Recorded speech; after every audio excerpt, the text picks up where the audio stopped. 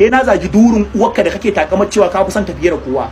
Na rantse da sunan Allah idan baka fita harka na ba, in ba he na ci gutsun uwarka ba Allah ya tsinanne jaki dabba matsiyaci. Duk yaranka ga sanan sun koma gidan sililin baba, ya je yana ta siya musu mota. Kai da ke dan matsiyata ne, akwai mutumin da ka taba siyawa mashin ka taimake shi, to a social media ma akwai uban da ka taba taimaka. Yau mun yi alfahari da abin da muke, abu mai kyau muke. Uban wa ka taba taimaka? Nan aka ce ka biya mu wasu yara kuɗin makaranta, ƙarya ne baka biya ba don uwarka. Wa'anda kuka hada baki da su suke gaya mana gaskiyar lamari, ƙarya ne ba uban da ka biya kuɗin makaranta ya tafi wani makaranta.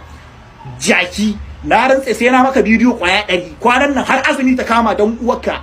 TikTok ina akan ka take, saboda na ka dauka kamar shakkan ka nake. Lokacin da rigima ta hada ni, lokacin da aka fito da wani waka ta, ka dauki wani bidiyo na da Zainab Sambisa, mun yi bidiyo na rike ta kai postin, amma magana kake cewa kaga uban da zai saka cire. To ni in ga uban da zai hana na zagin